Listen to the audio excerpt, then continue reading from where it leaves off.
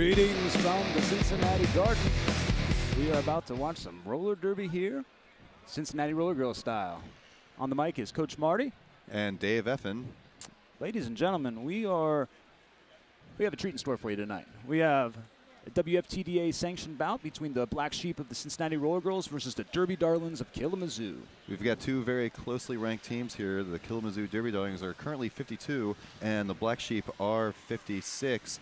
This is going to be a very evenly matched. Hopefully, it's as evenly matched as the first bout we saw tonight between the Killa Crew and the Violent Lambs. That the Killa Crew were able to come out victorious. But hopefully, we'll see a Black Sheep victory. And I tell you, they are hungry to get that first home win under their belts. They have definitely had some, some growing pains, I guess you could say. Yes. It's a return to fundamentals experienced by this, and frankly, it's a different look of players compared to years past. So, just like anytime there's monumental shifts in terms of personnel, there's going to be some issues and some growing pains there. So, yeah, very much so. Definitely, it seems like the team has been looking for their identity this year. What's going to be interesting is tonight, since it's 80s night, a lot of the girls are taking advantage of that theme, having a little fun. Probably my favorite is seeing them skate around. La Bruja has become the ultimate warrior for tonight's bout. Yeah, looks like we should have a very interesting bout this evening. Both teams are hungry for a victory, and hopefully it's going to come out to the Black Sheep side. Absolutely. So say you're new to the sport of roller derby. How in the world is this sport played? Well, we got a little treat for you. Roll film.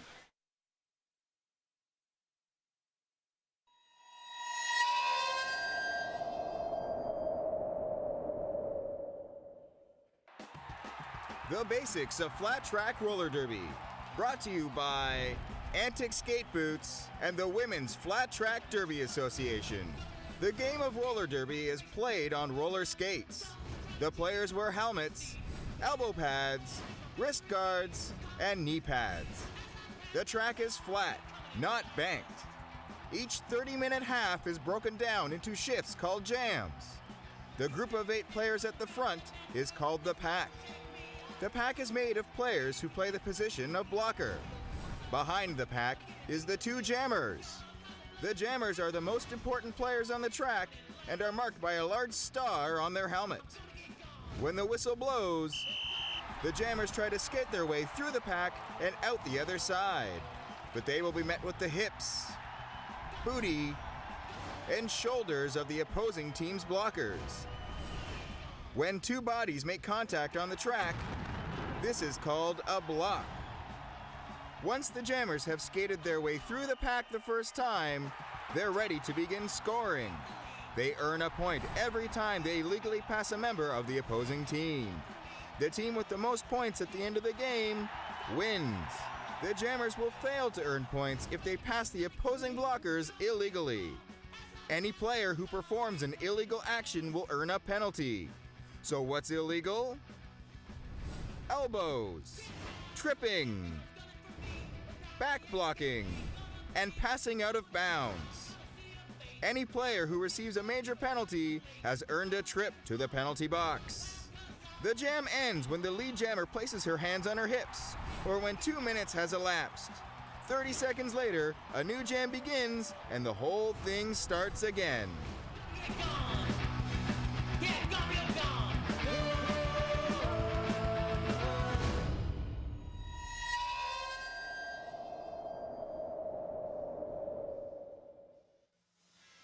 So there you have it. Now you are as wise as we are in the world of roller derby. Now, one very important addendum to that film is that there's a change in terms of penalty time. Instead of a 1 minute time spent in the penalty box, it's been reduced to 30 seconds spent in the penalty box. Dave, how has this affected gameplay in your opinion? As we've noticed with play, it's definitely kept scoring a lot closer.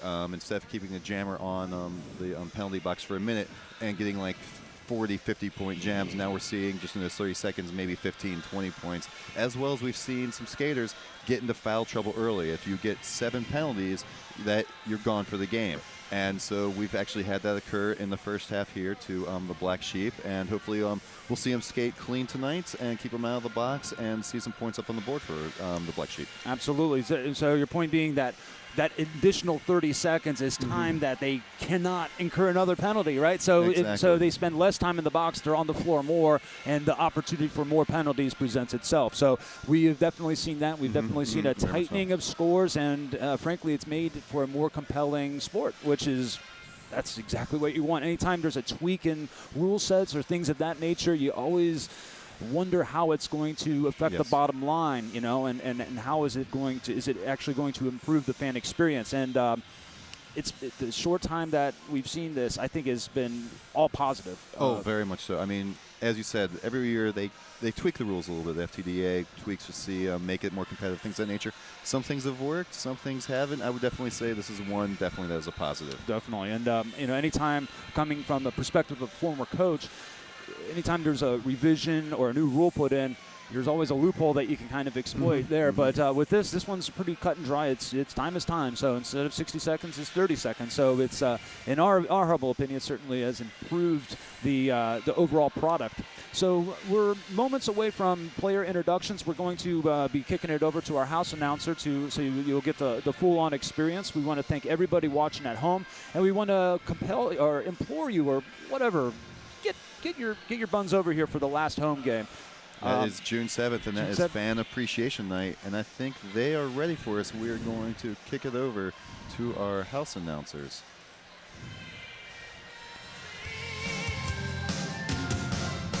Who counts the money underneath the bar?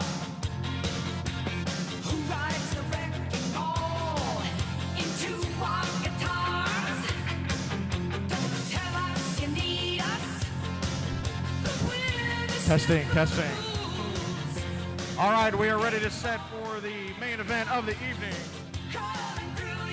The visiting squad, Killamazoo Derby Darlins, taking on the Cincinnati Rollergirls Black Sheep. Introducing first, the visiting squad, the Killamazoo Derby Darlins.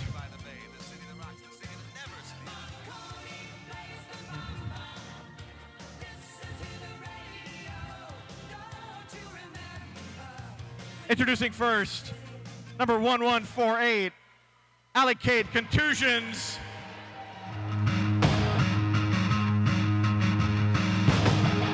Number 13, Lily St. Smear. Number 1313, Doobie Trap. Number 28, Stinkerbell. Number 314, The Heckler. Number 33, Javelin. Number 365, Miss B. Haven. Number 480, Aggressive. Number 5, Rolla Ramher. Number 56, Terror Hawk. Number 77, Heartless Hottie.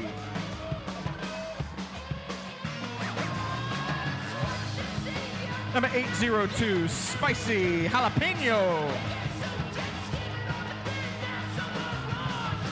Number 89, appropriate for 80s night, Jessie Girl. And the captain of the Killamazoo Derby Darlins, number 1150, Never.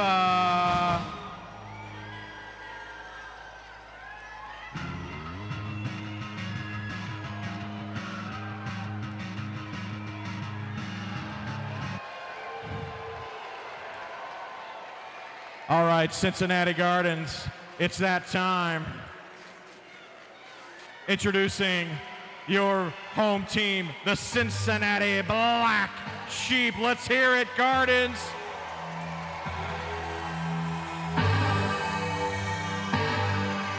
She still cries when she thinks of Artax's dying and never-ending story. Number 23, Ay Caramba.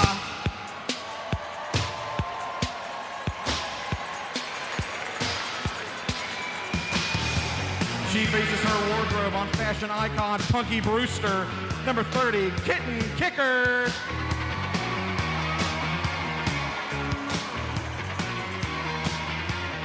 She crashes weddings just to hear Celebration by Kool and the Gang. Number 43, Wheezy.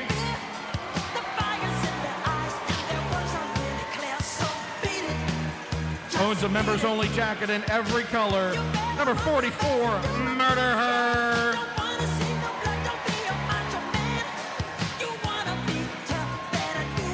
President of the Huey Lewis and the News fan club. Number 5, Ruthless Chris.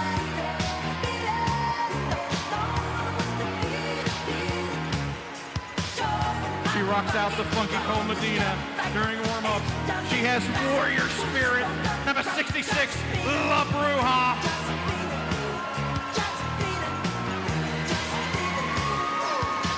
Still has a poster of Corey Feldman on her bedroom wall. Number 72, Big Ugly.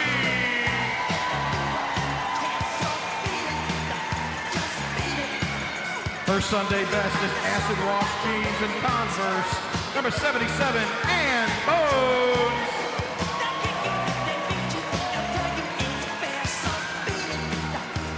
She sat front row at the first WrestleMania and got sweat on by Hulk Hogan.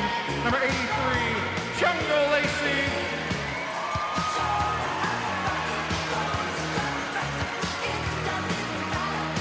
She still fights for her right to party.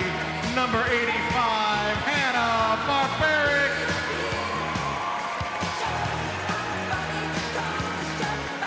She didn't come to start no trouble. She just wants to do the Super Bowl shuffle. 86, Newcomb.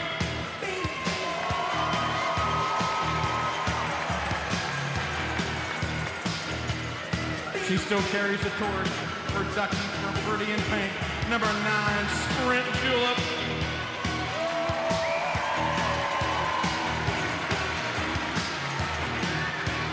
Freddy Krueger, Jason Voorhees, Michael Myers, they all run from her. 99, Cincy Psycho.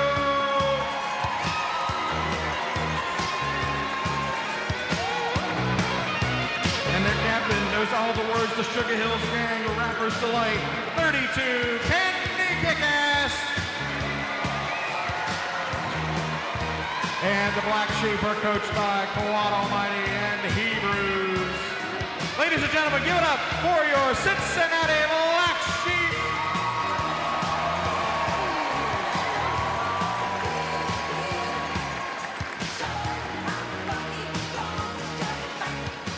And there you have it, player introductions by house announcer T. Had. And wasting no time, Doobie Trap on the line for Killamazoo. On the line, Ann Bones for Cincinnati. And we're about ready to get this one started, Dave.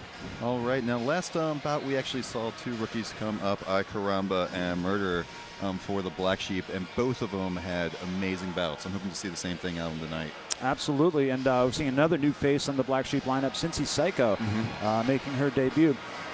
All right, this initial jam is going to be brought to you by the Skating Place, Cincinnati's premier family fun rolling skater center, featuring a full-service skate shop. Find them at 3211 Lima Place, Cincinnati, Ohio, 45239, and visit them on the line at The Skating Place, that's without a G.com. So Killamazoo wearing the white jerseys with black trim. Cincinnati donning the black jerseys with silver trim.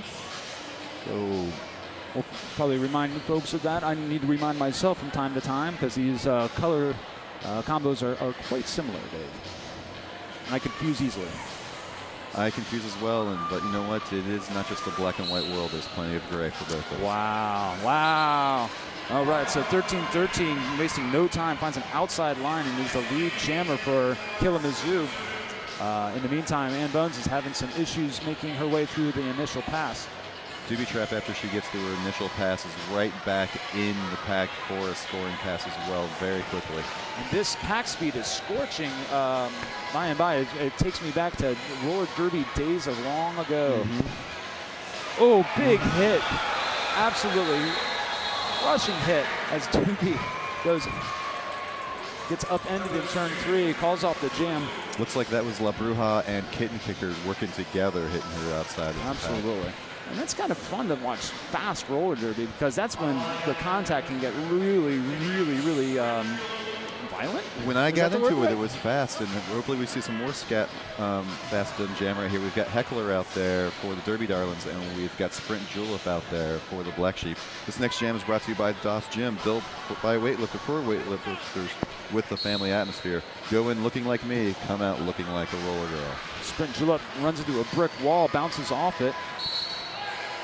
Trying to work her way through. She's on the outside. She's going to the box. However, it looks like a forearm penalty being assessed to the jammer for Cincinnati, and Killamazoo has the big advantage right now as Heckler, although she's having some pretty significant issues trying to get through this good pack of the Black Sheep, Dave. Yeah, it looks like Newcomb's up front working with Kitten Kicker and La Bruja to contain the jammer. Unfortunately, it looks like they're going to have to let her go. So the Killamazoo pack keying in on the captain, Candy Kickass, trying to keep her at bay. Now, when they are all lumped together and they have one of the Black Sheep, then that's where the pack is. So they're trying to create a little bit of offense by keeping Candy at bay, and it worked. Yeah, and unfortunately, it also led to Newcomb getting a call for a play outside the pack, and now she is in the Tommy Cheap penalty box. Absolutely. So speaking of the Tommy Cheap penalty box, Sprint Julep has served her time, and she is making her way around. Heckler goes back into the pack. He meets La Bruja, Candy Kickass, and Kitten Kicker. And they've got her contained right now between turns 1 and 2. Sprint Julep going back to the box for a track cut. Not the way the Black Sheep were hoping to start this one. And unfortunately, didn't see the call, but La Bruja to the box as well. Yeah. So Heckler has 5 points on that last pass. She's looking to make 5 more happen. In her way is Newcomb, Candy Kickass, and Kitten Kicker. So the pack is starting to get spread out. Nice job by Newcomb and Kitten doing a little teamwork, keeping Heckler at bay. She's trying to work that outside line, almost gets through, and then a little offensive blocking coming to clear the way for Heckler. Looks like that was Heartless Hottie that freed her up right there. But again, we're seeing the teamwork between Kicker, Newcomb, and Candy Kickass to work as a team to block and keep the jammer back in turn 3. Sprint Julep serving her time again. Gets knocked to the infield. It comes all the way back, and this jam has come to its conclusion.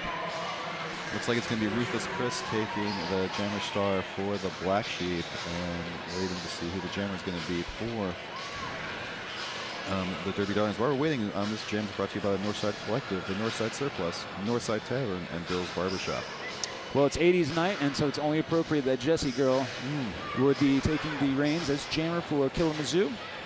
And like you said before, Ruthless Chris, number 5 on the line for Cincinnati. Action underway. Both jammers looking to see if they can make some holes happen on the outside. The answer is no. Ruthless Chris sees the inside. She's just not quick enough to get to that hole, unfortunately. But the good news for the Black Sheep is that Killamazoo's jammer, Jessie Girl, has gone to the box for a forearm.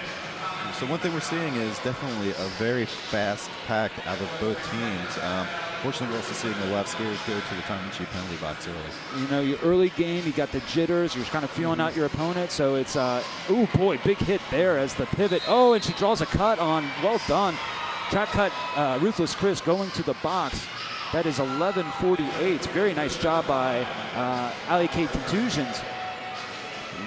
Initiating the contact and then drawing the cut. So it was a nice 2-for-1 action sequence there. And Jessie Girl's been released from the Tommy Cheap penalty box. Unfortunately, Kitten Kicker is now going to the penalty box. Now that is Jessie Girl's maiden voyage through the pack, so no points on that. That was her initial pass. Now she's in the point scoring mode, and she's stopped by Candy Kickass, who's then swooped out by the blocking core for Killamazoo. So really going on. It looks like the blocking crew for Killamazoo seems very adept at being aggressive, offensive blocking. They do the passive thing if needed. It's just sort of whatever the situation dictates. They're quick to respond. And Lily St. Smear went to the penalty box for the Derby Darlins. And Ruthless trying to work her way through the pack. She has 2 skaters to beat. Unfortunately, earlier knocked her out in turn 1. Jessie's Girl makes short work in that scoring pass. She's good for 5 points on that.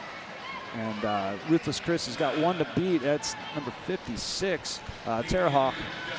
She's through finally. But that was Ruthless Chris's maiden voyage through, and this jam is almost over. So it was a frustrating go at that one. And I like what I'm seeing here. They're going to throw in Newcomb.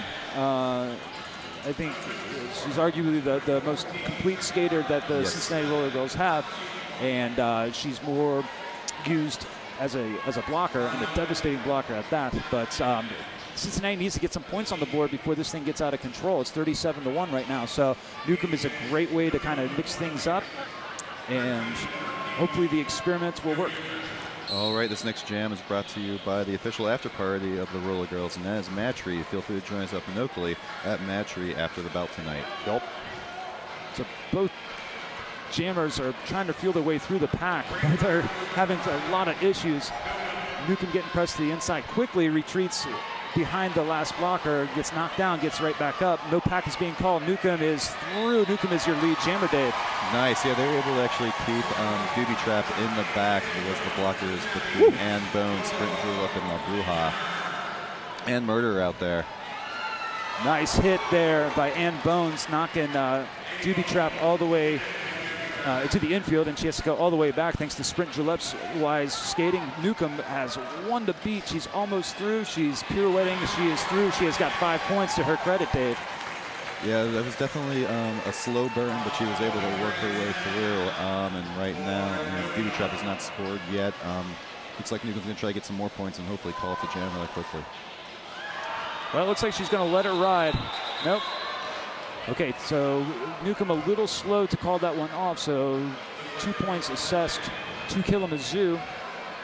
It'd be interesting to keep an eye on Doobie Trap. She was kind of clasping her right hand. I know there's a lot of contact and a lot of bodies getting knocked around. I don't know if she slammed it quite almighty, telling the refs that, or reminding the refs what the call-off signal is for the jam.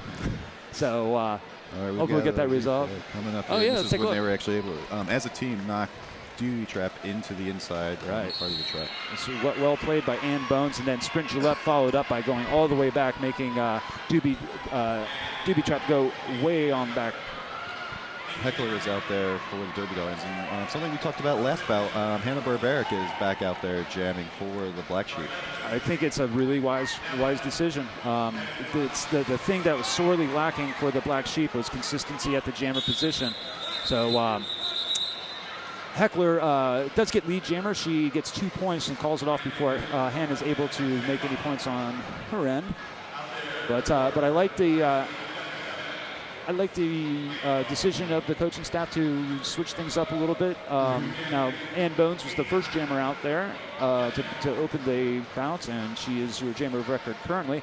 Jessie Girl back on the line for Killamazoo. All right, this next jam is brought to you by the Over the Rhine Collective, brought to you by Retrocentric.com, Coffee Emporium, Pipe Club of OTR, and the Motor Pub.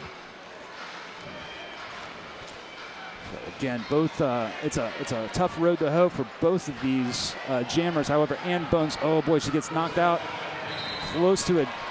No, it was okay, very good. No point, no pass, disqualifying Ann Bones from being lead jammer. That goes to Jessie Girl. Jessie Girl quickly calls off the jam after a quick glance at her bench. So that was a 0-0 jam, and we're on to the next one. Yep, the only thing of consequence that really happened in that jam was Murder was sent to the tongue-in-cheek penalty box. Sprint Julep will be jamming for the Black Sheep, and looks like we're going to have Doobie Trap back out there for the Derby Darlins. This next jam is brought to you by UC Health Sports Medicine. Coach Mick Friend and the UC Bearcats basketball team depend on us to get them back in action. Imagine what we can do for you. I could only imagine. Yes. Sprint Julep getting knocked around on early going. Lead jammer goes to Doobie Trap. He makes quick work of the Black Sheep pack. Candy Kickass is released from the tongue-in-cheek penalty box, and looks like Sprint is trying to get through, and she's able to get freed up by a block by Kitten Kicker. Dave, what if they made him eat a grilled cheese sandwich every time they went to the tongue-in-cheek, or perhaps a cup of soup? If that was the case, I would find a way for me to get called for a penalty and end up in the tongue-in-cheek penalty box. Doobie Trap is knocked on the infield and it decides to call off the jam. Looks like it's going to be La Bruja for the first time jamming for the Black Sheep. We'll see who her jamming partner is going to be. It looks like it's Heckler out there for the Derby Darlins. This next jam is brought to you by Quatman Cafe. Find them on the corner of Quatman Avenue and Montgomery Road. Hey, when were they established? They were established in 1966. They beat me by 11 years. All right, so La Bruja, it's kind of the merry-go-round for jammers continues for the Black Sheep. It seems like that the Killamazoo has a more set jammer rotation that they're implementing. Bruja's through. Bruja is your lead jammer. Yeah, she found an opening right coming out of turn 2, and then she was able to still work her way off of the block and work her way through a skater. And she's fast to get back there and get through for a scoring pass as well. And Heckler is met with Newcomb. Newcomb able to pinch her to the outside, keeping her maiden voyage. And Bruja is through. La Bruja is good for 5 points on that scoring pass, Dave. Yeah, well, Bruja looks like this is a little bit of energy that we needed. It was a 44-8 point bout when this started, and Bruja was able to get through for some points. All the while, Heckler is meeting a nice diet of Black Sheep blockers. She met Big Ugly, she met Man Bones, and she met Newcomb. La Bruja had plenty time to work. She gets her all of her points and calls off the jam wisely. So a shift in momentum, certainly. The winds are blowing towards the Black Sheep, which is a good thing. So, and again, speaking of the jammer carousel for right. the Black Sheep, we've got Kitten Kicker out there for the first time, and she'll be meeting a familiar face for the Derby Darlins, Jesse's girl. Absolutely. So we have 5 seconds before this next jam. This next jam will be brought to you by the sponsor of our Tom and Cheese penalty box, the home of the grilled cheese donut. That is Tom and Cheese. Ooh, pretty move by Jessie Girl, able to pirouette her way around the front of the blockers, and she gets lead jammer. Newcomb's come in there to try to help free up Kitten Kicker. Unfortunately, Kitten Kicker's just got stuck on the outside of the track.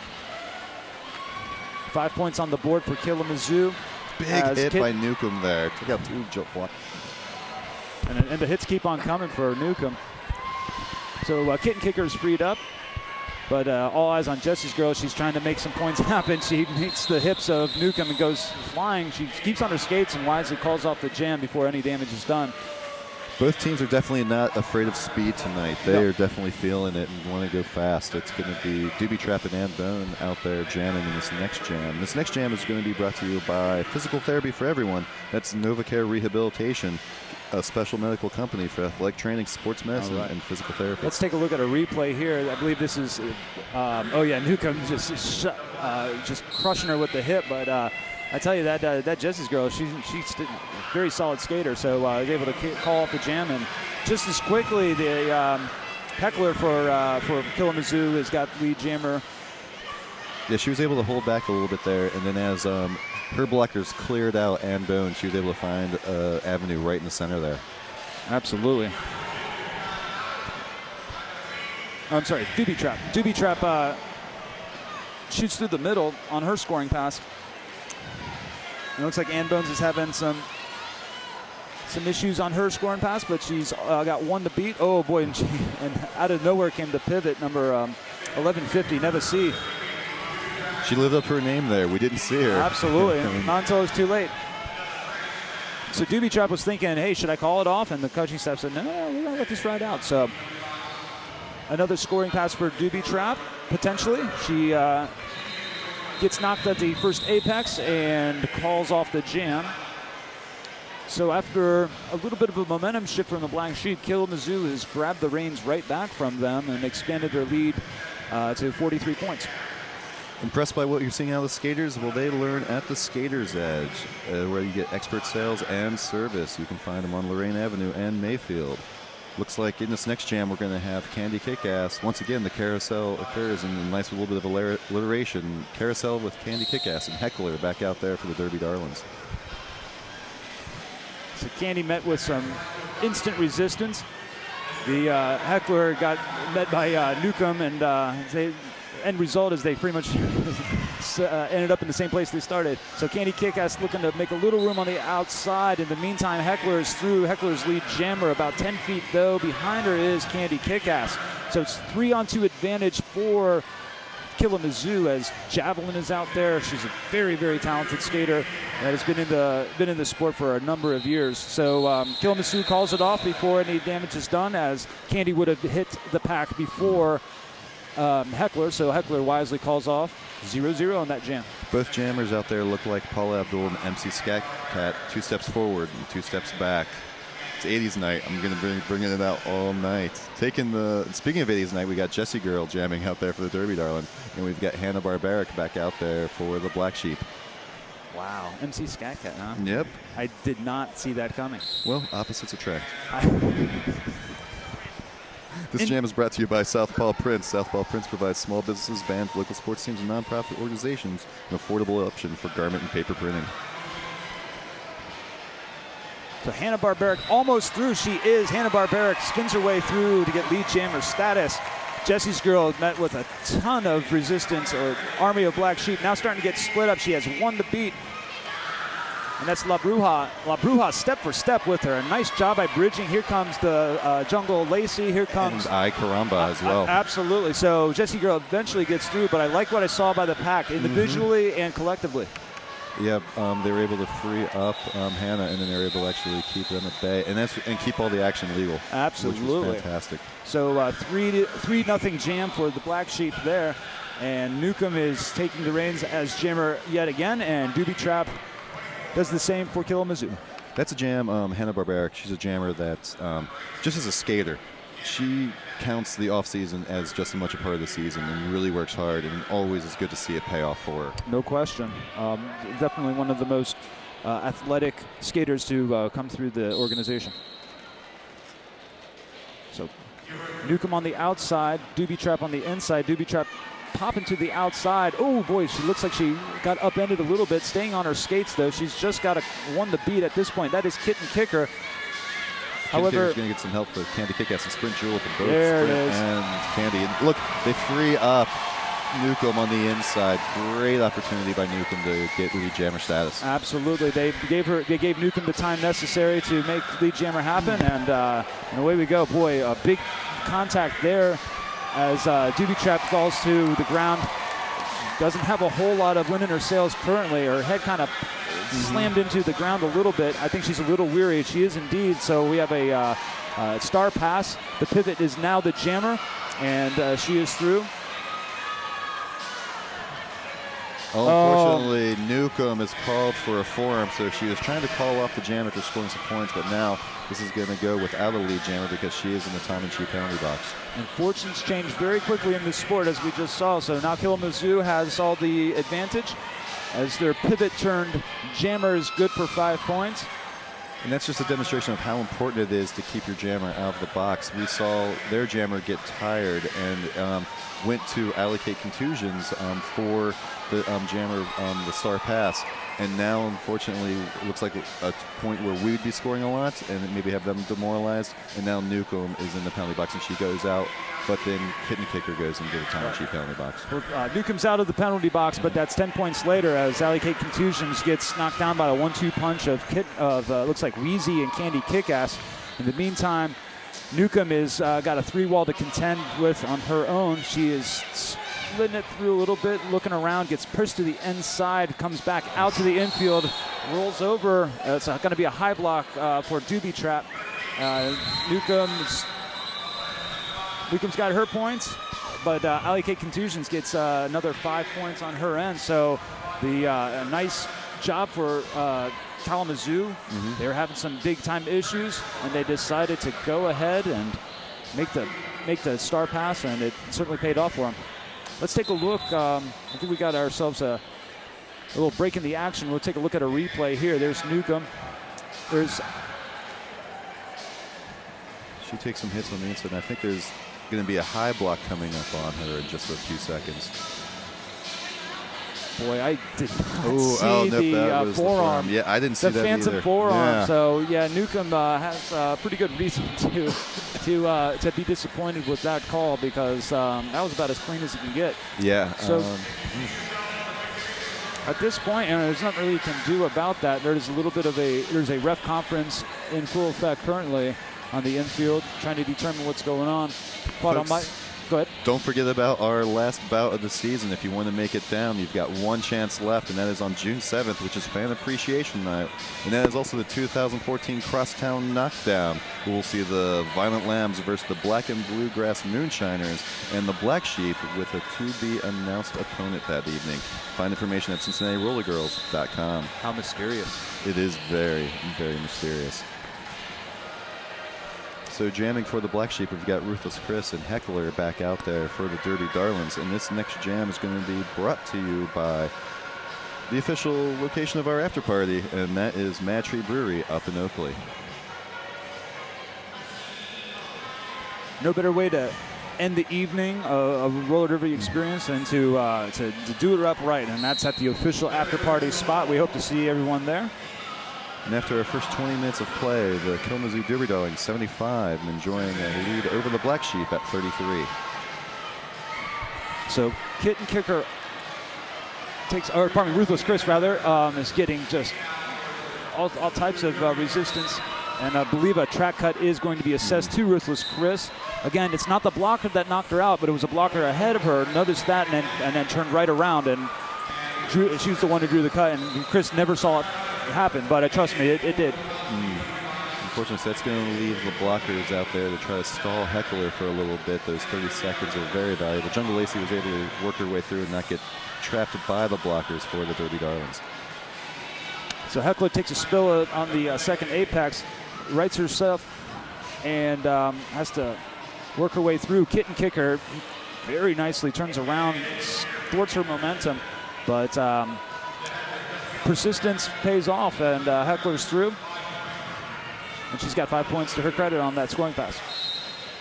And once again, this just shows you, La Bruja is going to be going to the time and cheap penalty box, keeping skaters on the track and not in the box. But it looks like we've actually got Heckler for a back block going to the time and cheap penalty box. Fire up those grilled cheese donuts, because they're going to need them. Which then when she sits down, that should release Ruthless Chris. So I believe Ruthless Chris served about 20 seconds, so that's the amount of time Heckler will be serving herself. Oh boy, big hit. The pivot just laid into Ruthless Chris. That was the Heartless Hottie. Now, Ruthless Chris, almost like in Rocky 3 when he's fighting Clubber Lang, looks like she got a little fired up with that contact right there. All of a sudden, she got the mean mug going. She did. Yeah. And another fabulous 80s reference. Nice move by Ruthless Chris to get through.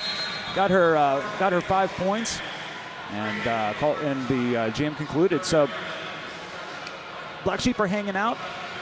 Killamazoo's not exactly running away with it after building up a little bit of a lead. They're kind of patting it softly here, there, and everywhere.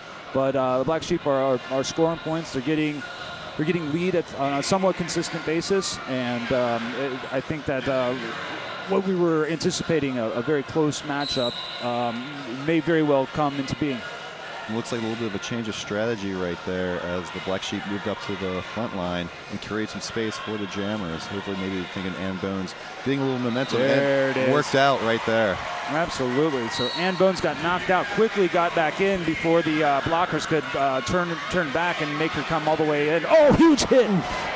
That was Wheezy. That was Wheezy, yes. Wheezy just delivered the biggest hit of the evening, and that was lovely. As it shows, you don't have to be the biggest skater, but on skates, if you get momentum, you can really lay somebody out. Absolutely. So Ann Bones has 5 points. That was the Killamazoo's Jammers' maiden voyage through the pack. So that was her initial pass. No points on that one.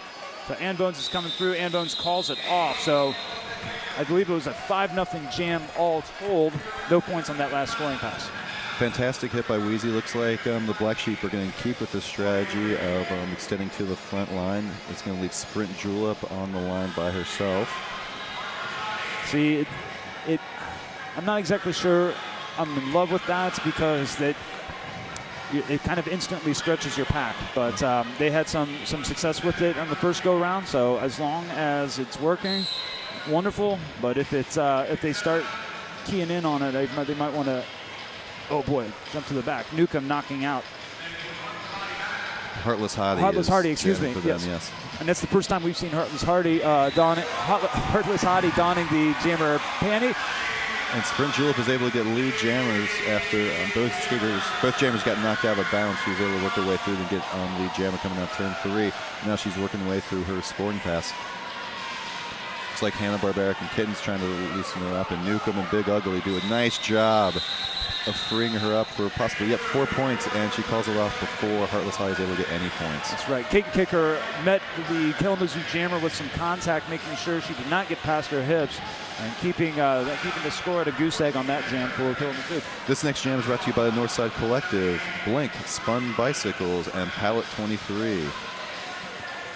So it looks like the Killamazoo Derby Darlins are following the example of the Black Sheep and actually utilizing the pivot line, which is the most forgotten line in sports. It's been fast, and now they're using the front line. This is like circa 2008 for Derby. It's not only 80s is it throwback, but also old school flat track Derby of yesteryear is coming into play as well.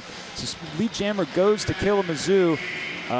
Ruthless Chris getting knocked out in turn 4 has to get up and go all the way back. In the meantime, Heckler has got 5 points on her scoring pass, Dave. And it looks like the pivot for the Black Sheep, Wheezy, is in the Tom and Chi penalty box right now. Ruthless Chris is just getting a buffet of blockers that she is not enjoying right now. That's right. But she is through, but Heckler made her last scoring pass happen and decided to call it off before Chris has an opportunity to respond in time. All right, looking right before that, Alley Kate Contusions going to the Tom and Chi penalty box. And this next jam is going to be brought to you by another part of the Northside Collective, the Comet, Sidewinder Coffee, and Tantrum. Looks like while we have a little bit of a break in the action, folks, don't forget to go to CincinnatiRollergirls.com to find more information, as well as we got CincinnatiRollergirls.com/Junior Derby and the men's team, the BatteringRams.com. Newcomb on the line for the Black Sheep. Jesse's Girl doing the same for Kalamazoo. Both jammers met by their by a wall of opposing blockers. Oh, but Newcomb is through quickly on the outside, and she's your lead jammer. It looks like Kitten Kicker is going to be going to the Tom and Chi penalty box. One thing you love when you see Newcomb wearing the star is how she just bursts for speed out of the blue. She's just waiting, then sees an opening, and she hits it fast. Absolutely. So Newcomb gets 3 points on that, was unable to pass the hips of that last blocker, but calls it off wisely before Kalamazoo is able to put any points on their end. So with that said, it looks like we got a score of 91-47 with about 3.5 minutes left in this first half. That's going by quite quickly. It is going by quite we have a quickly. scoring modification. We have 50 points for the Black Sheep to Kalamazoo's 91, so that's a 41-point. Folks, don't 41. forget- Oh, go ahead. I'm sorry. Folks, don't forget about quality printing and design. Our performance will earn your confidence. Your complete source for offset and digital printing. Wow. And then the time that Dave made that, shout out to a wonderful sponsor, Doobie Trap, made short work of the Black Sheep pack. She's lead jammer. She's coming up on her scoring pass. She's got a lot more resistance on this pass as opposed to, wow, she is really got a lot of wonderful footwork. She likes spinning around. Yes. She's constantly changing her body angle. She's through for she's through for 5 points. Looks like it was Jungle Lacey and Candy that were doing a great job of a 1-2 punch on her, and she just danced around them. It was remarkable to see her footwork right there. Kitten Kicker to the Tom and Chi penalty box for the Black Sheep. So big hole opened up on the inside, and Bones unable to cash in as Neva C, again, out of nowhere, closed the door on that. Oh, it looks like we're going to have, unfortunately that was Candy Kickass that was going to Tom and Chi penalty box. I was hoping that was a block in the back on Doobie Trap. And Bones is not projecting real positive body language right there. It's not even the first half, so you got to keep the chin up, and that's probably what Hebrews was saying at this point in time. We just need to keep turning and burning. We're coming down to possibly our last few jams with a minute 45 left. It's 106 Derby Darlins, 50 Black Sheep. On the line for Killamazoo, Heckler, 314. On the line for Cincinnati is number 85, Hanna-Barbera.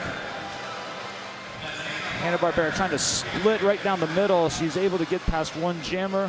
She's still working. And looks like Killamazoo does have lead jammer status. Hanna-Barbera going to the box. Looks like it's a low block. And joining her in the box is La Bruja as well. So that's going to leave Kitten Kicker and Newcomb out there to block by their lonesome. And down goes Gorgeous. Down goes Gorgeous. Another phantom skate. They really got to do something about that.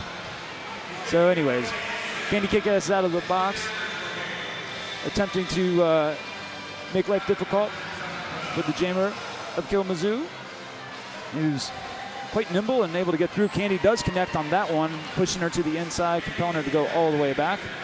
She's out quickly, as is Hanna-Barbera after serving her 30 seconds in the Tom and She penalty box. Looks like they're able to form a triangle right there between Newcomb, Kitten, and Candy. And that's one thing that you've seen developing over the season that you've really liked is the team blocking that's been occurring. Oh boy, I believe. Is Hannah going back to the box? She is. I believe she's being called for a multiplayer block, which is a fairly rare call when there's a jammer involved, but it does happen from time to time. So it looks like a stop and play. I believe an official timeout has been called. Both coaches are conferring with the Zebra crew. Now, folks, not only can you sponsor the Roller Girls, you can also sponsor specific skaters. What? Actually. Yes. In the Black Sheep, we've got Candy Kick-Ass, who is sponsored by Pallet 23 and Tantrum, and Murderer, fueled by Herbalife and Junkers Tavern.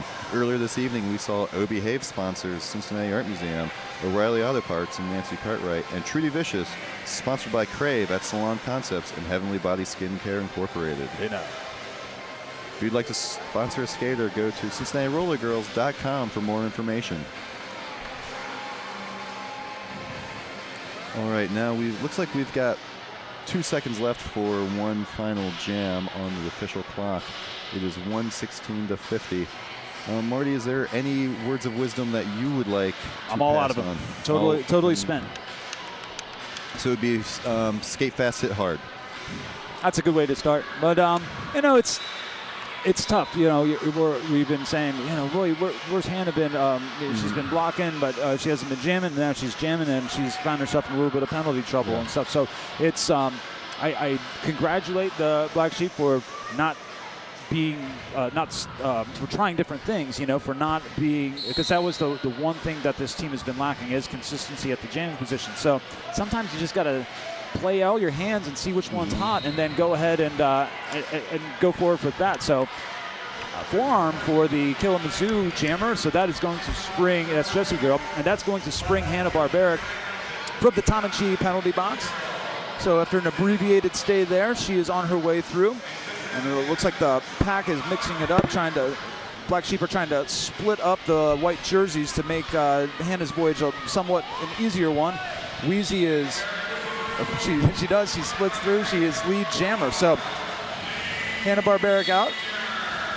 And another blocker going to the box for Killamazoo. Now Jessie Girl is serving. Her time is out of the box. Now I believe she still has to make her initial pass, Dave, because she didn't get it all the way through the first go-round before that penalty happened. She did not. And the conference there in the center was about the Derby Darlins were questioning if the Black Jammer had gotten into the box before the late start, and she had not. So she had to go back in, was what was inferred to me. All right. Well, it's important to get it right. Yes, most certainly. And the one thing I know is that it is halftime. And we have ourselves a score of 116 to 50, advantage Killamazoo. So what did you see, Dave, in the first half? Are we talking, is there anything that you saw that you would like to keep an eye on in the second half? I hope the pace stays up that fast. And if you're not here tonight, or if you're watching online, you can still catch the action this coming week.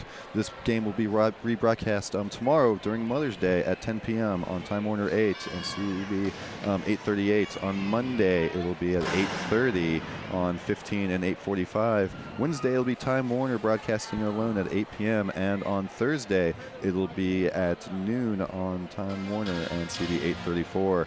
Also, you can always find it at YouTube /ICRC-TUBE. That's ICRC Tube on YouTube.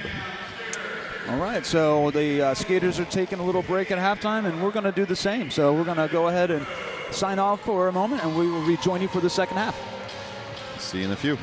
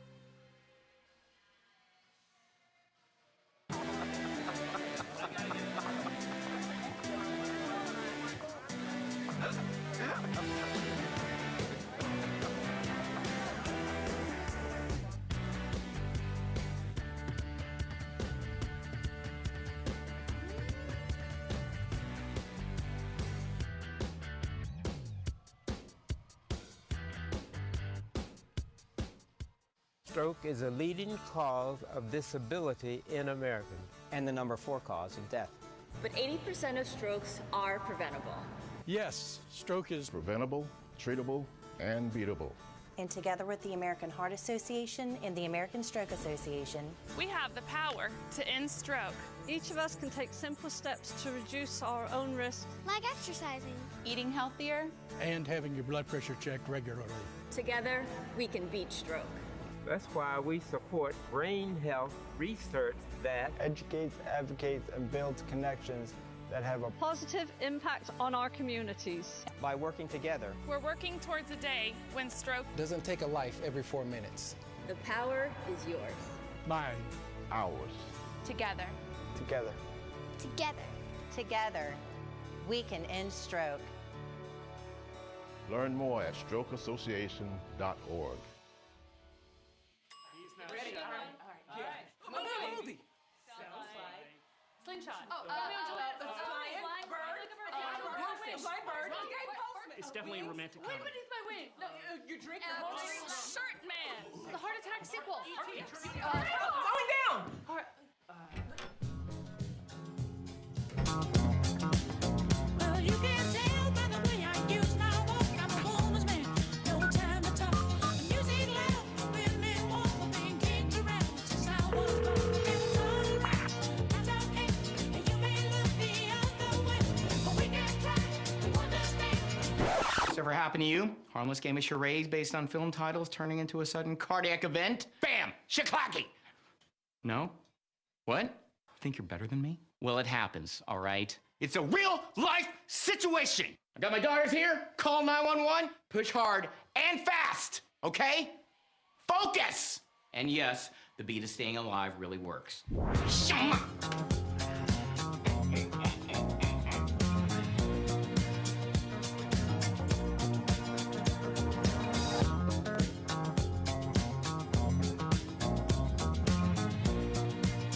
Disco can save lives. Yes, disco, huh? Check it out. What do you think? What? Dance party! Staying alive, staying alive. Staying alive.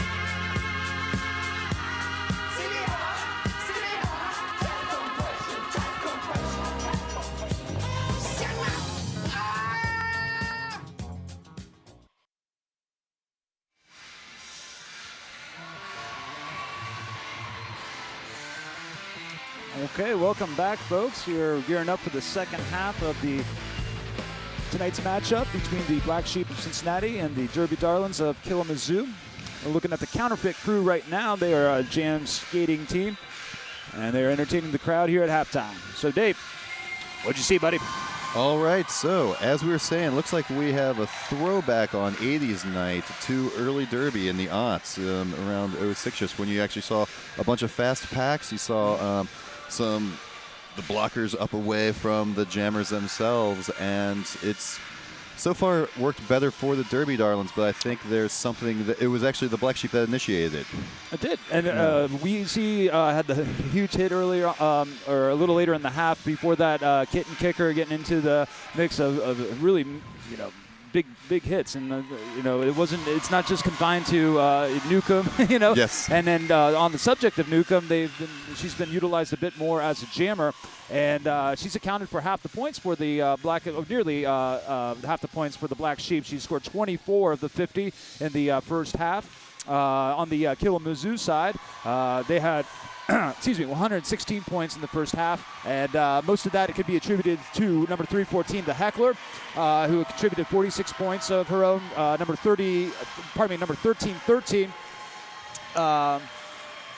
got 30. Trap. Thank you. Doobie Trap has 33 points, and Jessie Girl coming in with 22 points of their own. So we're seeing pretty much the jamming core of those three skaters for Killamazoo. For Cincinnati, it's, hey, you want to jam? Exactly. Get in there. You, hey, does the star fit on your helmet? Well, then you're going to go in there. Super. You're our next jammer. Jam. Yep. Also, penalty-wise, there's only two skaters on each team, one skater each. It's Kit and Kicker that has 4 penalties, so we'll see if she gets 3 more and has to unfortunately exit the game, as well as then for the Derby Darlins, that is Nevesee. Unfortunately, I've seen her for 4 penalties so far. Yeah, and when we've seen Nevesee, it's kind of out of nowhere, and it's usually to slam the door on a hole that a Black Sheep jammer thinks they have. So she's certainly been a very impactful blocker for Killamazoo, and we'll definitely have to keep an eye on her penalty situation as the second half progresses. So again, we got a Dave, do you have anything you'd like to add? I just want to see some good action. Let's do it. All right, my man. We got Newcomb on the line for Cincinnati. It's number 1313. Doobie Trap on the line for Kalamazoo. All right, this jam is going to be brought to you by another part of the Northside Collective, The Listing Room, Mayday, and Junkers Tavern. Action underway as both jammers looking to mix it up. Newcomb, it looks like she's in no hurry to get out of the pack. She's more concerned with Doobie Trap as she takes a tumble over a Killamazoo skater, and she's going to the box for a back block. It was 1150 Nevesee that initiated the contact there. Well, actually, the contact was initiated, I suppose, by Newcomb, and Nevesee fell over, and that's where the penalty happened. But yeah, you called it, Marty, right there. Looks like Newcomb wasn't so much worried about working their way through the pack, but more just actually keeping their jammer contained. Right. So didn't quite work to plan, as Doobie Trap is good for 5 points on that scoring pass and trying to make 5 more points up here. Pack's starting to pick up their pace a little bit as, oh boy, nice teamwork there as Weezy and Candy Kickass kind of double team to knock Doobie Trap to the inside. In the meantime, Newcomb served her time, and she's through the pack on her initial pass. All right, the action goes out of turn 2, and before Newcomb can unfortunately get to the pack, the jam is called off. Looks like we have Heckler on the line for the Derby Darlins and La Bruja back out there for the Black Sheep. This next jam is brought to you by BB Worldwide Graphics. Trust the company everyone turns to for top-notch work and service. If we can't do it, it can't be done. So La Bruja had a very nice jam in the first half, getting, I believe, some double-digit point scoring. Kind of gave the Black Sheep a little bit of momentum. It's since been wrestled back by Killamazoo. No jammer quite able to assert themselves as lead. However, it looks like La Bruja is the one, and she's your lead jammer. La Bruja has worked her way through for her initial pass. About 15 feet behind her, you've got the jammer for the Derby Darlins, which is Heckler. Bruja slows her momentum down, and as she meets the pack, calls off the jam. So 2 points go to La Bruja, 0 points awarded for Killamazoo. And the score is 123-55. All right, we're going to have Hannah Barbaric out there on the line for the Black Sheep, and it's going to be Jessie Girl out there on the line for the Derby Darlins. And once again, both packs have moved up to the front pivot line. This next jam is brought to you by C&D Northside's neighborhood bar, located at the intersection of Penfield and Whittier. And if you're just joining us, Cincinnati is wearing black with silver trim. Killamazoo is donning the white jerseys with black trim. So Jessie Girl working the inside. She's got one to beat, make that two to beat as Weezy comes out of nowhere. However, the pack gets strung out and they have to let her go. Lead jammer goes to Killamazoo, Dave. And Hannah Barbaric right behind her comes out of the pack as well. So she's trying to make it back to the pack. So Jessie Girl doesn't have a lot of time to score. Hey, but Hannah Barbaric gets 3 points there, and that's from the benefit of passing one pair of hips because there were two players for Killamazoo in the penalty box. So when there's a blocker in the box, you get their point when you pass the first set of opposing hips. So it was a 3-2 win for Cincinnati on that, despite the fact they did not have lead jammer status. Yeah, that's some more time when the jam was thinking, oh, I don't have to worry about them getting to the pack and calling off before that and forgetting about those skaters in the Thomas Sheep penalty box. Looks like we got Kitten Kicker out there for the Black Sheep, and it's Doobie Trap once again for the Derby Darlins. One to beat, Kitten Kicker is through. Kitten Kicker is your lead jammer as Doobie Trap has all sorts of troubles in turn one. She rounds the outside, but is met with some resistance there, and that's and then that wall kind of falls apart there, and Doobie Trap is through, but not before Kitten Kicker has ample time to make a few points happen. She has one to beat on this scoring pass. And some arms kind of going up there. Boy, a lot of action going on as blockers are jostling the jammers around. We're seeing some nice athletic moves on the part of both jammers. Both teams are demonstrating some great team blocking right now. That's right. So Kitten Kicker getting pushed out of bounds on turn 4. Has to go all the way back. She is lead jammer. She called off the jam. So it was a tie jam on that one, 4-4. There was a moment right there where looks like Ann Bones is blocking their jammer, or focused on her. And I think she might have had an opportunity to free up Kitten right there and actually get Kitten out of the pack on that one. Okay, making her maiden voyage as jammer is Jungle Lacey, number 83. No surprise on the line for Killamazoo. That is 314. Heckler. All right, this next jam is brought to you by Go Joda Homeworks, reliable creative solutions specializing in kitchen and bath remodeling. Jungle Lacey getting knocked around in the back a little bit, able to stay in bounds past one blocker, past two. Cincinnati doing a nice job keeping Heckler at bay. However, the pack is starting to get stretched out now, and Heckler is lead jammer. That's always one of the most frustrating what you ever see on skaters and Newcomb and Candy Kick-Ass when the pack is called off and they just have to let that jammer go. Absolutely. They're in position. They just are a little too far to play. So Heckler spinning her way around. Careful not to incur a track cut. However, she goes to the box for the track cut. So she wasn't quite careful enough. The ref was right on top of the action there. So Jungle Lacey has got all the time she needs to work with. Well, at least 30 seconds worth. She's got a couple skaters she's trying to work through. She's got 5 points on that as they have to let her go as the integrity of the pack was no longer valid.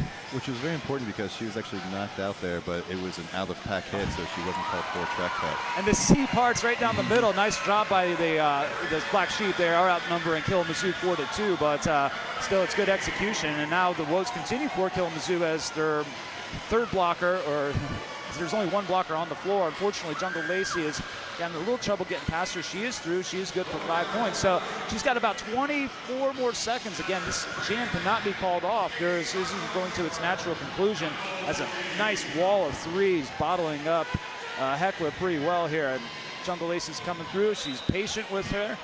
She deflects one hit. She kind of comes through the middle, not overcommitting to the inside. Although now she does get knocked in there. It's a great thing about this game. It's constantly changing.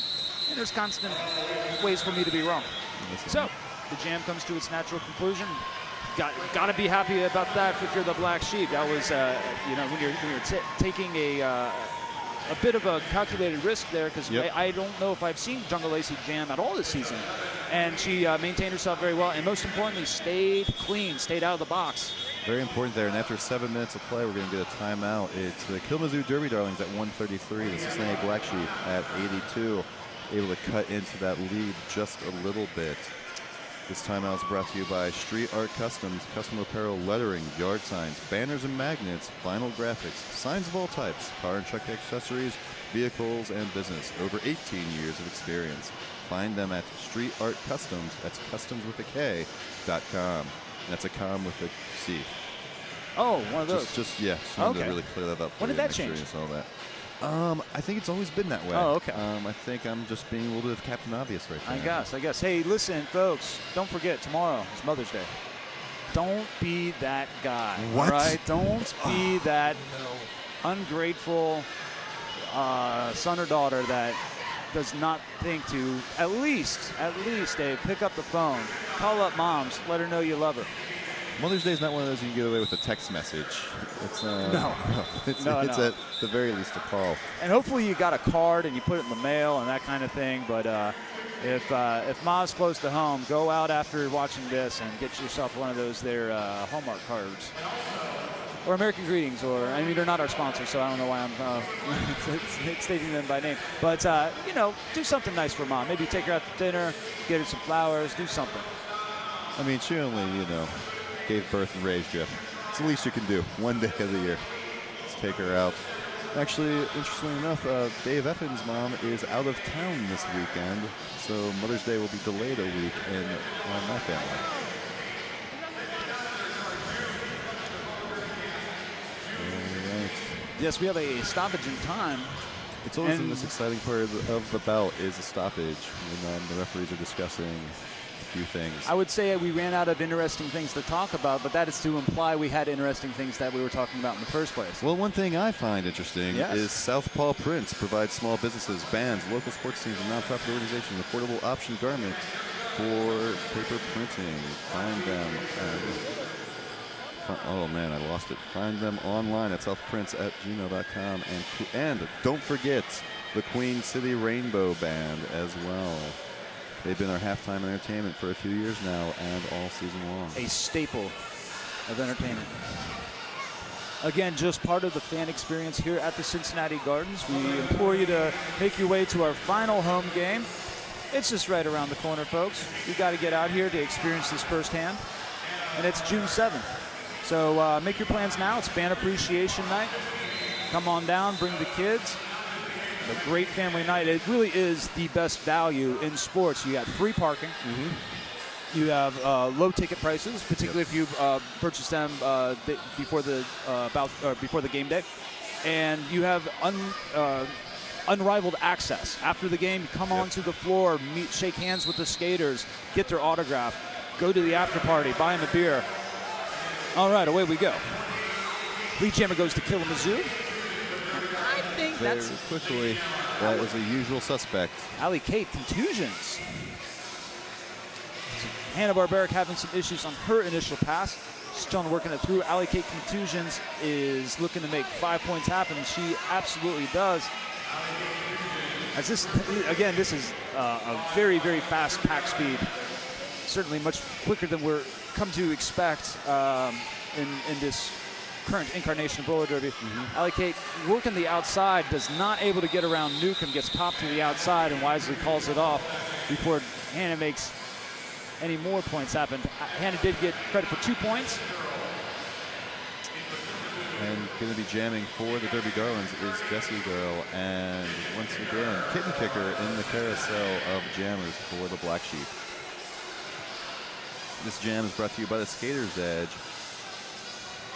Expert sales and service. Find them on their locations on Mayfield Road and Lorraine Avenue.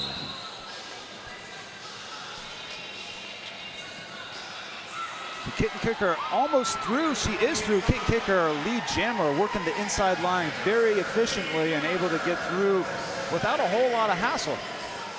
The same cannot be said for the jammer for Killamazoo, who's on her way to the box for a forearm. Jessie Girl saying, that wasn't me. So 4 points scored, and the Black Sheep call it off. I wonder if Kitten Kicker was aware that the jammer went to the box, because it would seem to me if she was aware of that, she might want to get the keep that jam going. But exactly. in this new age of 30-second penalty service, maybe they want to call it off quickly, give Newcomb an opportunity, a full 30 seconds to work, get lead jammer, and go that way. So Newcomb is zigzagging her way through the pack. She keeps moving, and that's all you need to get lead jammer. It was very quick coming out of turn 1. Yeah, it looked like Kitten Kicker on that previous jam. She got hit and knocked to the ground and just instinctively called off the jam right when the other jammer was getting. And hey man, it's working well. Yes. So Newcomb had an opportunity to get lead jammer. She's through for 5 points. When you see Newcomb, she does a lot of zigzagging, a lot of east-west, but she's always moving north too. Oh, a little apex jump. She got it. She's good for another 5 points, and I feel the momentum shifting, Dave. She is such a powerful skater, and you think of her as a blocker, and you forget how agile she actually is on her skates. And right there, she just fit through a space that I don't even think Emmanuel Lewis from Different Strokes could have fit through. I'm sorry. That was Gary Coleman. I was thinking of Webster. I was thinking of I Webster. got your 80s reference. Yep, there we go. In the meantime, Newcomb's got one more to beat. She's saying, hey, you ain't supposed to be there. 5 more points on the board for Newcomb. Newcomb says, I'm calling it. Although if I was Newcomb, I'd be inclined to let that sucker go. They were having big-time issues getting Killamazoo's jammer through, but we definitely want to take a look at this amazing athleticism on the part of Newcomb. Take a look at this replay, folks. This just kind of gives you an idea of what this skater's all about. So she's going to turn 1 here, and she cuts right back into the inside of the track on turn 2. And with one skate, just jumps over. So they were pretty much ready for her, but she was able to clear them, and that leap was good for 5 points right there.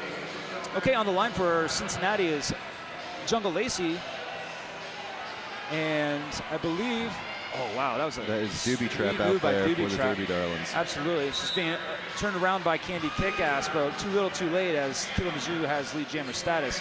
Jungle Lacey toiling in the back of the pack on her initial pass. Yep, both packs are stalled in turn 3 right now. Both jammers go to the floor. Looks like Doobie Trap's able to find an opening. She just has Candy Kickass to beat. It looks like there's been a star pass. Wheezy now is become the jammer for the Black Sheep, and it's pulled off. That's not a bad idea. Of course, Wheezy is a very experienced jammer.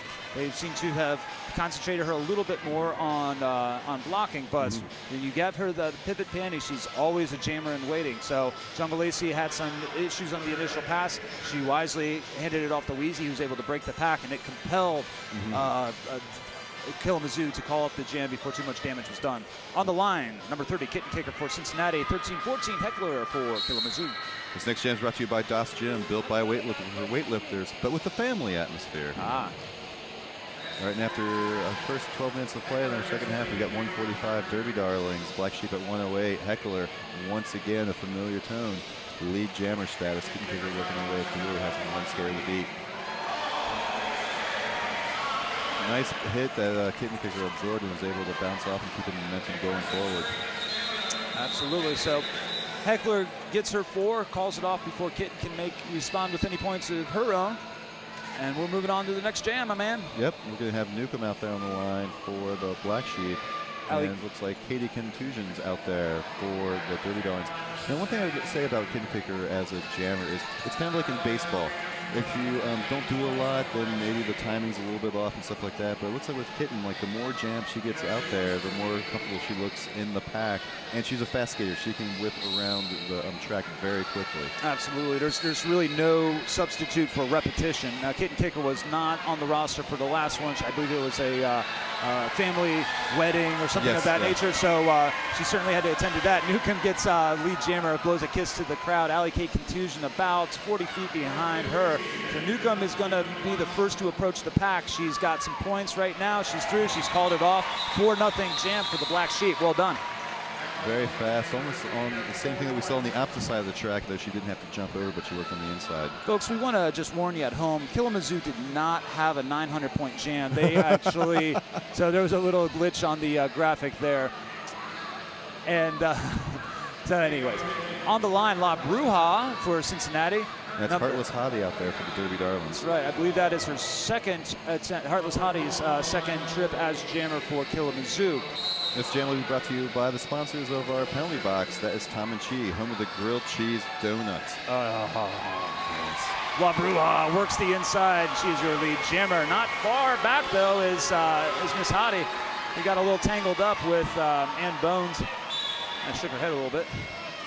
And here comes, well, La Bruja quickly gets, tried to get her hips around one skater, called it off quickly. The refs are not exactly sure if they should assess a point or not. There's a, nope, they said 0 points there, which I think is the right call, Dave. Probably, yes, very much so. Looked like more of a cautious call off by La Bruja Absolutely, right there. But I think it was the right call there because Killamazoo's jammer had a nice head of steam. And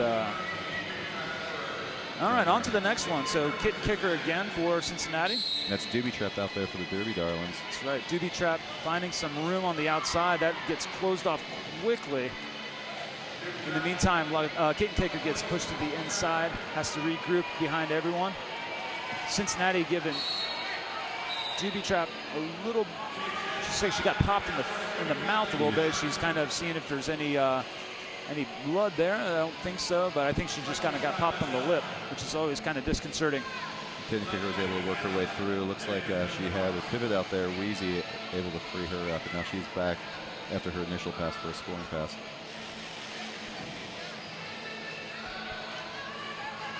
So definitely this jam, much like all of the jams tonight, have been very fast.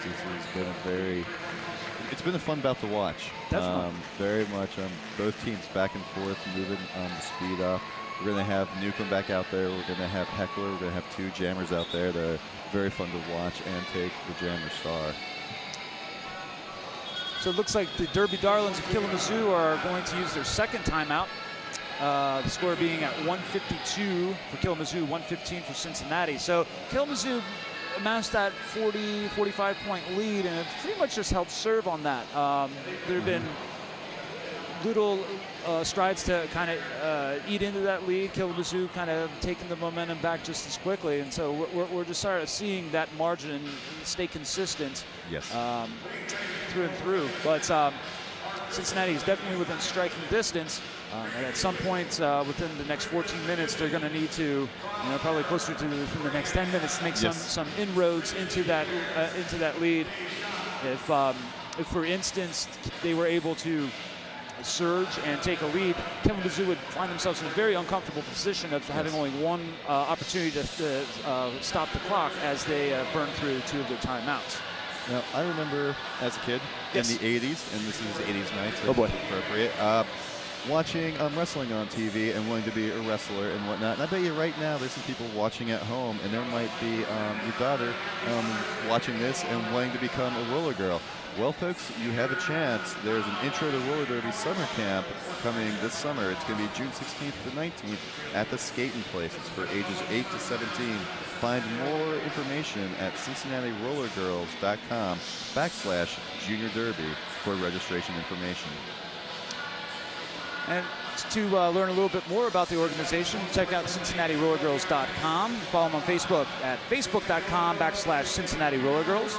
More info on the Junior Roller Girls would be found on CincinnatiRollergirls.com/Junior Derby. They also are on Facebook, facebook.com/Cincinnati Junior Roller Girls. And what about the fellas? Well, we got you covered too. The Battering Rams, Cincinnati Battering Rams to be exact. And you can get information on them at CincinnatiBatteringRams.com and follow them on Facebook, facebook.com/Cincinnati Battering Rams. So, Dave, I gotta know, who was your favorite wrestler in the 80s? Oh, I was definitely a Hulkamaniac. Were you? I was also the Ultimate Warriors. Also, you can find more information for Cincinnati Rollergirls at CincinnatiRollergirls.com, and you can follow them on Twitter at Cincy Roller Girl. Yes. Hey, we ain't done. We got so CincinnatiRollergirls.com. Make sure you got all this down. Facebook.com/Cincinnati Rollergirls, and follow us on Twitter @Cincinnati Rollergirl. And if you want to talk, just hashtag #TalkToCRG. In case you're wondering, Dave, I was more of a Junkyard Dog fan, but I'll get back to that in a moment. Sunday, we're talking about the rebroadcast schedule. Sunday, the 11th of May, 10 p.m., TW8, CB 838. Monday, the 12th, at 8:30 p.m., Time Warner at 15, CB 845. Wednesday is a Time Warner exclusive, 8 p.m., Channel 24. Thursday on the 15th, 12 noon, Time Warner 4, CB 834. Of course, you can check it out on YouTube /ICRC-TV. And at any point in time, whenever you like to watch any of the archive footage. On the line is Newcomb. Newcomb making an apex jump. Newcomb good for lead jammer. All right, so that break in the action was the Derby Darlins were challenging a forum call on Nevesey, and the call was upheld. Okay, so I believe then Derby Darlins would be, if that was their challenge, I believe they do have another timeout. So okay. I think they got 2, but I could be wrong on that. I'm going to have to double check that. But it's something that we'll keep an eye on as the action wanes. The challenge was on Nevesey, 11:50. It was for a forum call that was upheld. Very good. All right, so La Bruja on the line for Cincinnati. And I can't quite tell. I think that's Doobie Trap on the line. Nope. That was Alley K Contusions. Sometimes when you gamble, you lose. La Bruja slicing her way through. She's got 1 to beat. Oh, boy, she gets hit hard in the at turn 2 and has to regroup. But nice pack play by Sprint Julep and Candy Kickass, as well as Wheezy, keeping the jammer for Killamazoo at bay. Lead jammer goes to La Bruja. That was definitely one of those when the action speeds up. You actually don't see the lead jammer come out until almost a full turn around the whole track. Oof, big contact there. Sprint Julep stands up. Alley Kate Contusions. Alley Kate, no worse for the wear, is able to press on. La Bruja gets through quickly on her scoring pass, calls off the jam. So Cincinnati here starting to eat into that lead a little bit. They're doing what they have to do. And this next jam is going to be very important because we're going to see their best jammer. I think their highest scoring jammer tonight. I'm sorry, it's Doobie Trap. Actually, it's Heckler, but Doobie Trap is out there who is. Hey, she's good too. Yep, she is been scoring points all night as well. But we're going to have Newcomb back out there for the Black Sheep. So you'll notice Newcomb kind of hanging out in the back, just sort of getting a bird's eye view, getting the best idea of what kind of angle she has to work with. She's toying on the inside, gets pressed to the outside rather, has to come all the way back as Jessie Girl knocked her out, comes in behind her, and away she goes. However, that's all Doobie Trap. That's all Doobie Trap needed to get lead jammer, absolutely. So Newcomb getting pressed to the inside this time, has to come back again. Doobie Trap coming in for her scoring pass. Is met with some staunch resistance by the Black Sheep blocking core. But she stays up on her skates and is able to endeavor through. Yeah, both packs are definitely giving the skaters, the jammers, definitely a meal of shoulders and hips, and both are starting to wear down just slightly. Yeah, Newcomb is not having the success she was enjoying in previous jams, as she's still toiling in her initial pass. Hanna-Barbaric and Ann Bones had Doobie Trap held for a bit, but then she was able to work her way through on the outside part of turn 4. So Newcomb freed up, taunting the opposing jammer. Oh, and Newcomb gets the worst of that one. Quickly up. I think she's seeing red right now. She's blowing a kiss to her. So, ever seen a sweeter side of Newcomb? Yeah, but that's definitely a sign that Newcomb can't wait to get back there, oh, there on the track. Yeah. All right, it's going to be Kitten Kicker on the line for the Black Sheep, and it's going to be Heckler on the line for the Derby Darlins. And this, let's take a look at that contact real quick here. She's coming through. Newcomb is kind of coming in, and all of a sudden, yeah. Nice hit. Yeah, Newcomb, they land square right in their clavicle, and Newcomb goes for a ride. So very seldom do you see Newcomb on the business end of those hits. You're used to seeing her giving those type of hits, but I suppose turnabout is fair play. Yes, This jam is brought to you by BB Worldwide Graphics and Sign Company. Trust the company everyone turns to for top-notch work and service. Jeez. That's incredible. That looked like the jammer for the heckler just kind of pushed Jungle Lacey out of the way. Wow, kitten kicker with a big spill on turn 4. So heckler is through her, she's on her scoring pass. Kitten kicker is yet to break her initial pass. As looks like the Cincinnati's relying a little too much on threading the needle on either the inside or outside, making things a little bit easier than they should be for their blocking core. In the meantime, heckler is just burning right down the middle. That momentum that we saw swing to the Black Sheep, I think it's swung back to the Dirty Darlins. It certainly appears that way. Absolutely, yeah. When Newcomb was having her issues on her initial pass, yeah, that made things a little bit difficult. So heckler calls off the jam, gets nudged by Candy Kickass, takes a little exception to that contact, but you got to remember they played to the 4th whistle. Exactly. And we are looking at a pretty good-looking pyramid over there in turn 2. What I liked about it is they work on the foundation during the first game, and then they start, really building skyward on the second. So nice job by our pyramid crew. There's a nice look at it there. All right, just with 8.5 minutes left, we've got the Derby Darlins at 172 and 123 for the Black Sheep.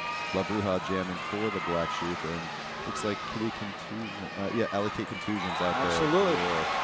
Derby Darlins. Bruja's having a heck of a good game out there. She's getting lead jammer darn near every time. She's excited. She's got some energy out there. She wants to get this crowd riled up, and more importantly, get her team going.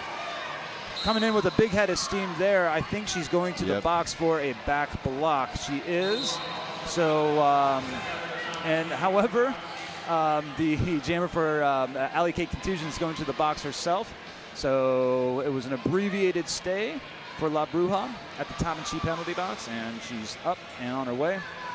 And coming the other direction is Allocate Contusions, because remember, Allocate only had to serve the amount of time that La Bruja spent, and that was minimal. Yes. It was definitely one of those just hello and goodbyes to the Tamachi penalty box. Ooh, Lionel Richie reference? Yep. Another great 80s reference. It is me you're looking for. Now if I can only make a clay bust of you. If you could do that while blind, I'd be rather impressed. All right, La Bruja's hitting a little traffic in between turns 3 and 4 while Allocate Contusion's able to work her way through the pack for 4 points, and now working her way for another scoring pass.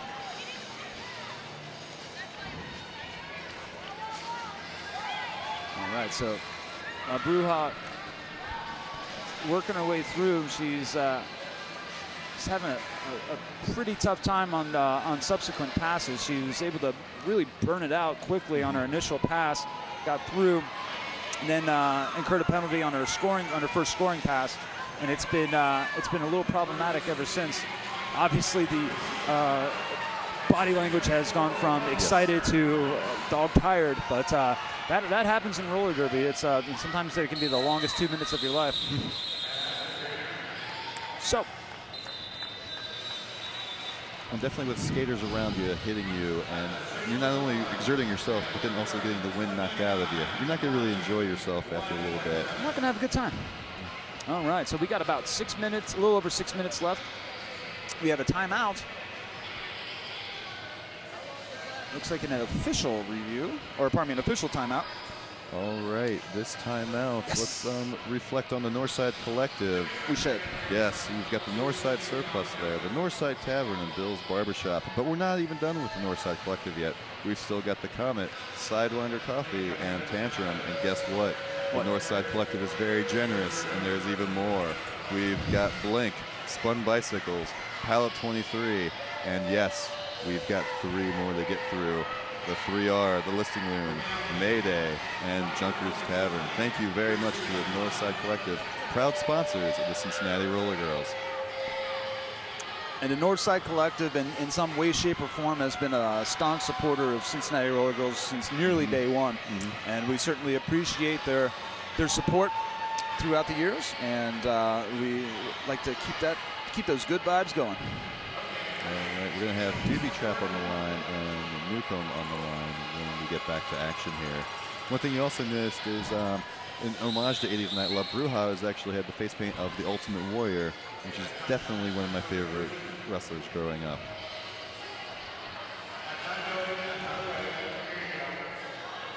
Oh my goodness, Wonder Woman is out there. She's hamming it up a little for, oh, not a little, she's hamming it up a lot for the crowd. So we want to thank Wonder Woman for coming out and doing those amazing dance moves. Just be careful not to run to her invisible jet after the bouts tonight.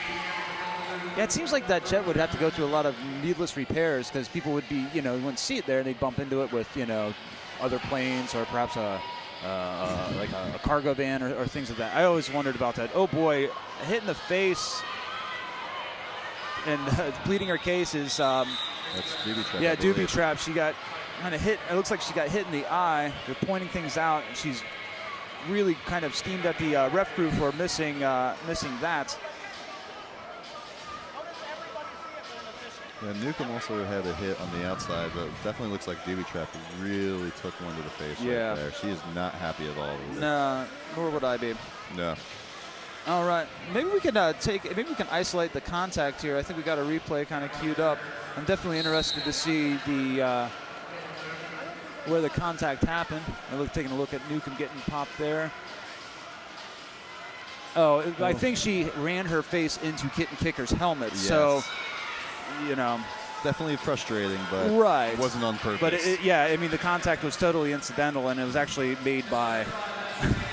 Right, exactly. Made by her. Anyways, so we move forward into the next jam. Hanna-Barbera. Out there, and Heckler is out there for the Derby Darlins. That's right. So Hanna-Barbera has won the beat. She does. That is her initial pass. She is through. Heckler is on her scoring pass. And she got 5 points. And then the jam got called off. Yep, and it looks like Claude is about. Yep, Claude has called a timeout for the Black Sheep. Right. So with just under 5 minutes left, 4.5, we've got Killamazoo breaking the second century mark at 2:01. We've got the Black Sheep at 1:27.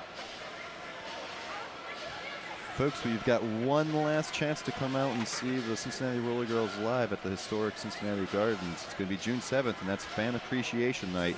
It is the Crosstown Knockdown, the Violent Lambs versus the Black and Bluegrass Moonshiners from south of the Ohio River. We've got some dancers out here in the crowd. Oh, yeah. Evening.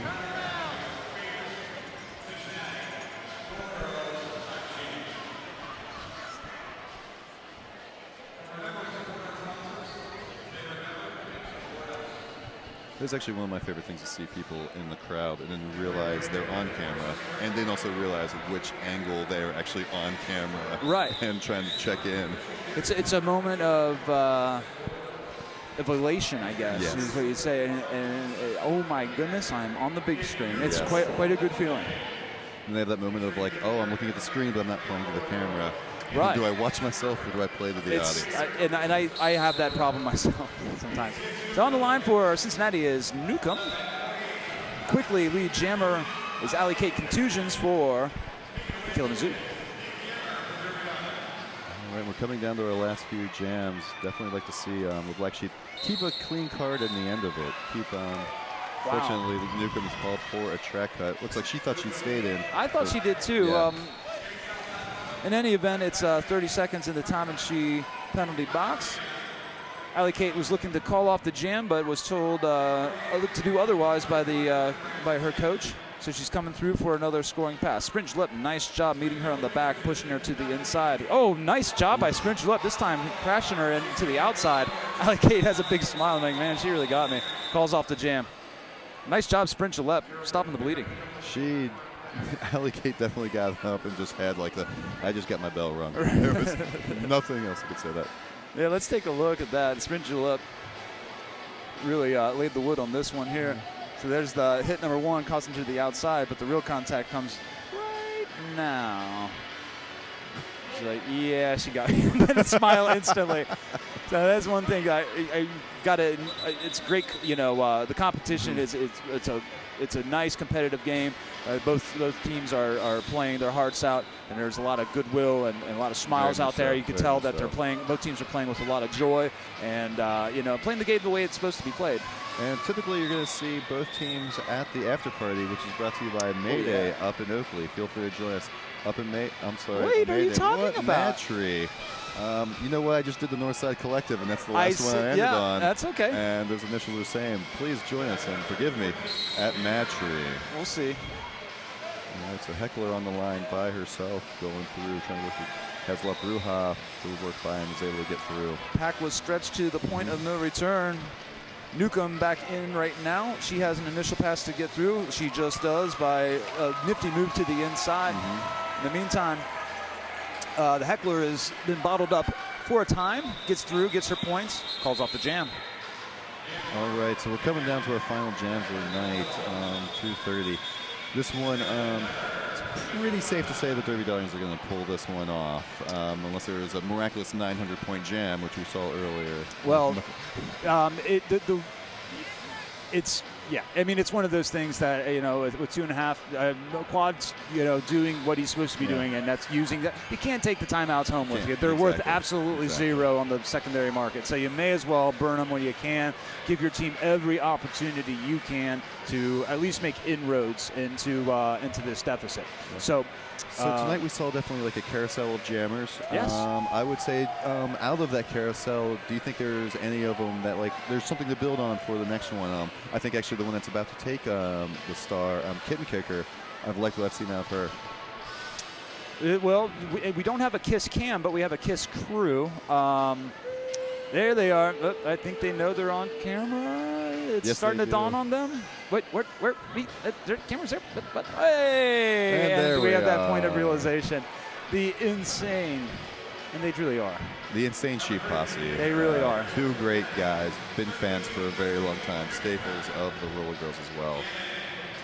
We love it. But get back to your points. I think La Bruja has really shined as jammer. We have seen her get lead jam more often than not. And you know, going into this game, we were saying, where is the jamming consistency? Yes. Where can they build? And I think that the coaching staff did a nice job in saying, all right, guys, open auditions. What do you got? You know, so you're not seeing the usual suspects of Wheezy, but usual suspect of Wheezy, but we are seeing more skaters given the opportunity, and La Bruja has really risen to the occasion. I think Ruthless Chris we haven't seen her a whole lot in the second half, but she's got potential that is just starting to be realized. And I'd like to see, Jungle Lacey out there. I'd like to see Candy Kick-Ass, Hannah Barbaric, absolutely. So it's still, oh boy, Kicker gets smushed right in the middle and falls down. So this one, that jam concludes. We got about 1:40 left in this game, and the scores adjusted from to 2:14 for Killamazoo, 1:31 for the Black Sheep. Timeout, last timeout being called by by Quad Almighty and Gang on the Black Sheep side. So and another skater that's about to be jammer, Newcomb, who is the lead scorer for the Black Sheep. And yes, she's probably one of the most complete skaters, as you said, on the team. And it's great to see her work through a pack, and she can be very physical, she can be very fast as well. Right. It's that rare combination of power and agility. And she just finds what is appropriate and doesn't think too much about it. She's very instinctual, and she goes with her gut, and her gut serves her very well. So I like seeing the star on her, absolutely. So we'll see going forward what this game means in terms of what did they learn. Yes. Going forward, who are going to be our jammers that we're going to be relying on. The jury is out to some degree, but we want to give our executive director is now on the monitor there. We want to give him a little shout out. He has absolutely no idea he's on. His brother right next to him on ICRC Sports. We also were talking about Wheezy, who is actually out there as a pivot, Yes. she did a nice job blocking tonight. She had a great hit earlier that she'll probably remember for the rest of her career. Yes. And yeah, she's definitely a physical skater as well. I like her in this role. I like her as a jammer as well. But Right. And I love her at pivot because if they get in a problem, they can always hand it off to her. Speaking of no problem here, as Newcomb jumps around, gets lead jammer. About 15 feet behind her, however, is the jammer of record for Killamazoo. Newcomb finds some space on the outside, has won the beat, doesn't do that. She almost gets knocked into the pyramid. Almost gets knocked into the pyramid. Almost a preemptive death of the pyramid. I think all of us worried for about a few seconds that it was going to go. We're down to our last minute of play. We're looking to see if this will be... yeah, Misbehaving was the author of that big hit, in case you're keeping score at home. The heckler on the line for Killamazoo, Sprint Jalip on the line for the Black Sheep. All right, and we're going to have Cincy Psycho out there. It should be noted that Cincy Psycho, this is actually going to be her last bout for a while. She's kind of nursing an injury right now, so it's good to see her out there for possibly the last jam of the evening. All right, so wasting no time, Sprint Jalip gets lead jammer. Holding up their side of the bargain is the Black Sheep blocking core. They have to let her go eventually, but Sprint Jalip is all the way around. She is making points as I speak. It looks like Heckler has her eyes on clock and just waiting for the time to run out. Quad says, keep that thing going. And that's exactly what they do. They will do. Kitten Kicker on her way to the box for a track cut. Sprint Jalip almost has some space on the outside. It closes up. She needs to go and reset in the back. In the meantime, Heckler spins her way through. And fortuitously, Sprint Julep has scored a lot of points. It's now 1,141 Black Sheep to 222 for the Derby Darlins. I do believe that is actually just a technical mistake. That's quite all right. Yes. So Sprint Jalip getting pushed to the outside. So this jam is, it's kind of, I don't know what I'm trying to say here. I think this last jam is kind of emblematic of the game as a whole. You know, it's there's some good stuff going on out there, but not quite enough to offset the good stuff Killamazoo is able to accomplish. So, we were expecting probably something a little closer score-wise, but if you're not dwelling on the score, you would say, boy, these are pretty well-matched teams.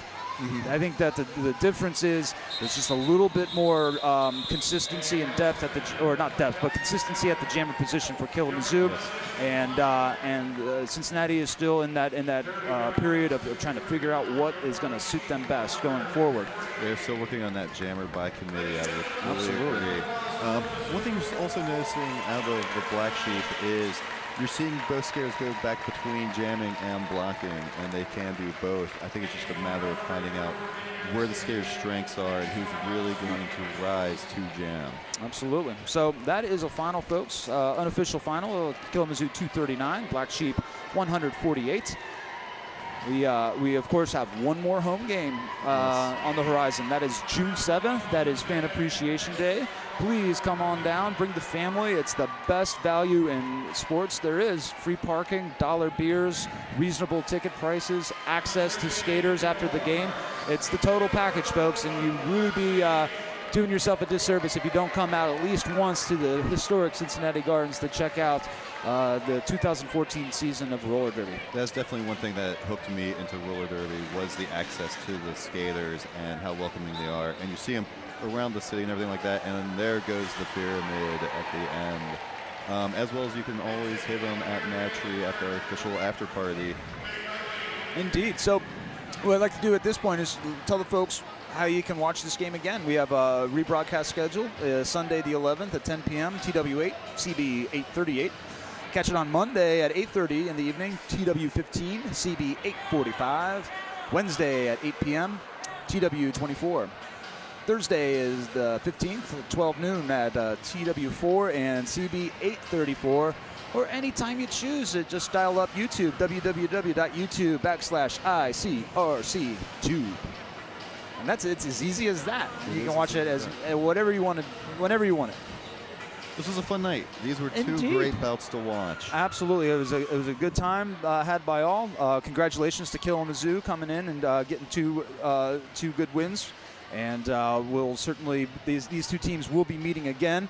Killamazoo will be hosting Cincinnati, both the Black Sheep and the Violent Lambs. So they're going to, of course, take a look at the video, try to figure out some collective weaknesses maybe that they can exploit for Killamazoo. Although they showed to be quite strong at the jamming position, at the blocking was really well. There was a lot of good communication and well formed. So they certainly have their work cut out for them. But at the very least, they're able to get right back at it and try to go to Killamazoo and return the favor by walking away with 2 wins of their own. David. All right, so You got any final thoughts, my man? What a great night of Derby. I absolutely love the sport, and I can't wait to June 7th and get back here for Fan Appreciation Night.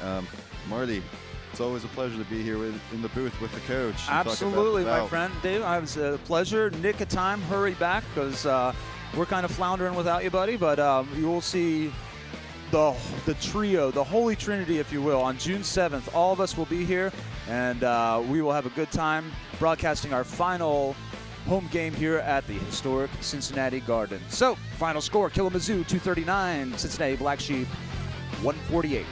Happy Mother's Day, everybody out there. That's right. Happy Mother's Day. Thanks for tuning in. We'll see you next time.